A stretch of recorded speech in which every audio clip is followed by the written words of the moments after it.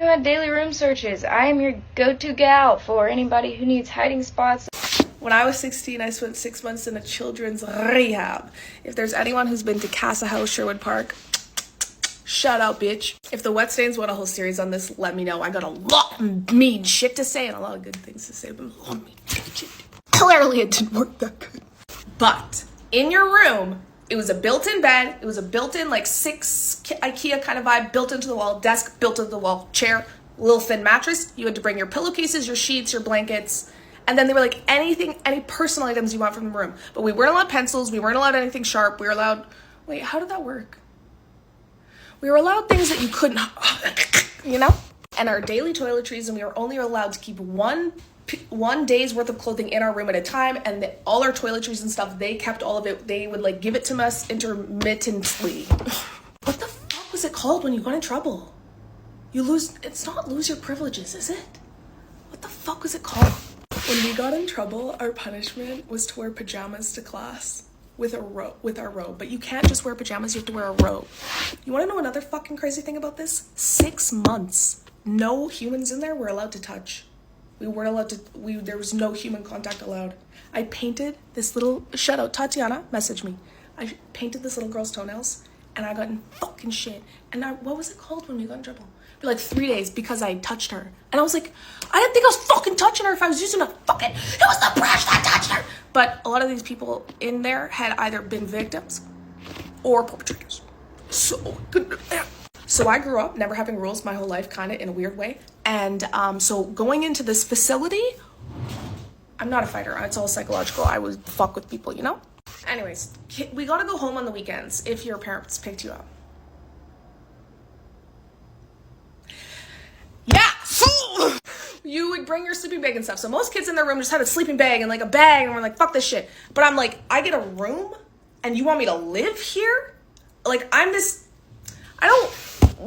a different breed, okay? So when I got there, no one told me that I wasn't gonna be able to have my cell phone. A 16-year-old girl who's had a cell phone since she's 13 and texts 24/7, like, that was part of my fucking addiction, basically. So in my room, I had the best room in the entire place, okay? I'm sorry, people. When they would come and do tours, they would show my room. And this is how I snuck shit in. Here we are, 2 minutes 37 in. I'm telling you the story. Oh, I brought a bunch of really gorgeous black picture frames, a bunch of them. But they had glass, and they were like, you can't fucking have this shit. And I'm like, okay, well, here, take the fucking glass. I have my plastic picture. It was so beautiful on my desk. I'm like, oh, fabulous. And they kind of loved it. But they were also like, you can't have that shit. And I'm like, here's the thing, bitch. That's not my vice. I don't care. That's not my vice. My skin? How dare you suggest that? People say, you don't have tattoos, Jessica? I say, no, you're sick. Your skin? And my bed was also perfectly, meticulously made every single day. So every single day they came in to do room searches, they would strip everybody's bed, go through every single ounce of their place to make sure they didn't have something as simple as a bobby pin, right? And, oh, yeah. I'm just gonna violate HIPAA. Like, I don't even, HIPAA, FOIP, what do we have here? I had also turned the blinds, because the blinds were they were like drapes, but they were this disgusting green print that looked like a movie theater carpet, and I was like, I can't live like this. Like, I'm a diva, okay? And my set was purple. All my decor was purple. I'm the only kid who had decor. What the fuck? But because that wasn't my vice, so they didn't have to do a deep dive in my room, they wouldn't strip my bed. And they also didn't really like move my picture frames or fuck with anything. Like when they would like briefly check my room because I wasn't that type of bitch. They had to fight with me psychologically, not physically. That's where we going down. Moral of the story is I would sneak my phone in and I would go on the Chive. Who knows what that is? Is that even what it was fully called? Chive. The Chive. Fuck, I'm gonna have to Google that right now. I would go on that all day, every day. But anyways, I would take my charger, I would wrap it in my bra, and then I would put the charger part in my cleavage. So when they are patting us down, how the fuck do you know? Oh, you got a little deep in Jesse's cleavage. The 16-year-old girl's cleavage. The 16-year-old from Bonneville, Alberta's cleavage. So then I would tuck it so beautifully into my beautiful bed that no one was gonna fuck up. You're gonna come, basically it was like, they're gonna come and destroy my bed and what? Who's gonna redo it? You gonna redo it? You want me to fucking redo that beautiful bed? No! That funny. So we would get like time in between because there was 2 classrooms in there. We did our school there. I have so much to say about this, but clearly I'm still not getting to the point. in between classes, I would sit in my bed on my phone. And then if someone came in, I would like put it, my heart would like race, and I would put it, be like, just reading this book.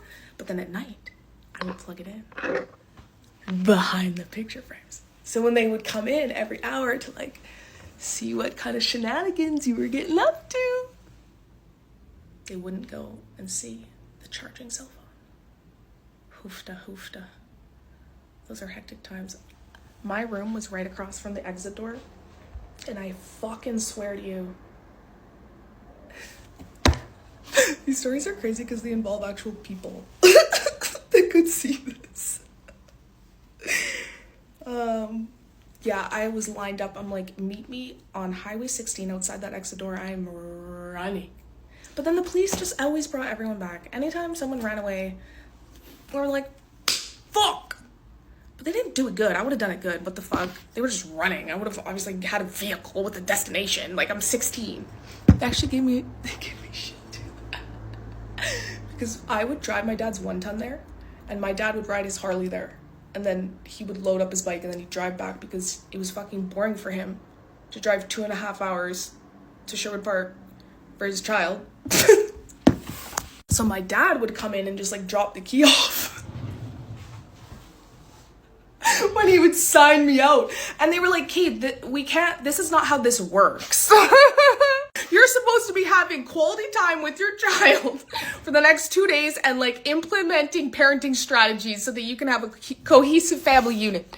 He's like, there's a key. Bye, bitch. See you on Sunday night when I drop you off back in Sherwood Park. But thankfully, I had Miss Judith. If you're still alive, can you call me? She called me my first day of university and then I lost her phone number. I'm really sad about it. And she was the head psychologist there. And they were like, this girl just fucking is driving this 1-ton. She's 16. She's all fucked out of her mind. Like, what the hell's going on here? And Judy had to be like, she's from Bonnieville.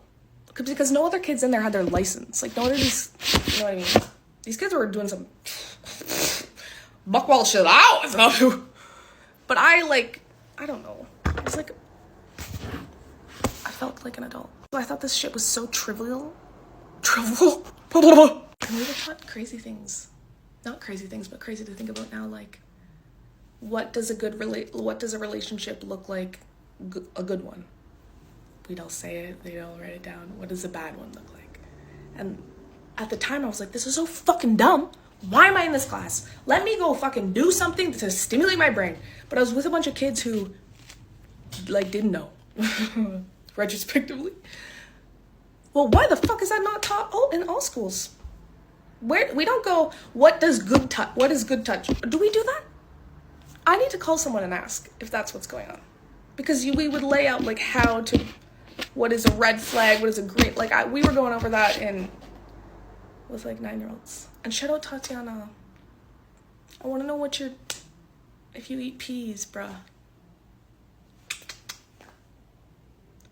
I learned so much in there. And I also wanted to, oh God, I can't put it home. But the best part was I got fed 3 meals a day. I want to go back there now. It was like fucking an all-inclusive for free. It cost my parents nothing. And we had a fucking chef. And we would go in and help him. We had a schedule. And thank God it was something stimulating because I was going crazy in there. I finished the most school credits of anyone in that institution. You want me to get it? It's down. I can go grab my fucking piece of paper they printed. Because I had nothing else to do. What the fuck you want me to do? I have to pretend I'm not on my phone. Do puzzles? I read like 47 psychology books. Yeah, Casa House, if you want to take me back, actually, I'll go back. I was pissed off when I was in there because I wasn't getting enough therapy. We had group therapy once a week and one-on-one twice a month, I think. And group therapy, hated that shit. That was the first time I'd ever met someone who was trans. And in group, we would argue with the therapist to use their preferred name and let them express how they want to express. Bro, I had a lot of issues. I was mad. They're like, you can't change this place. You're 16. I'm like, I'm gonna write a fucking... But I wasn't the Karen because there was a woman named Karen. Oh, Karen, I got to you.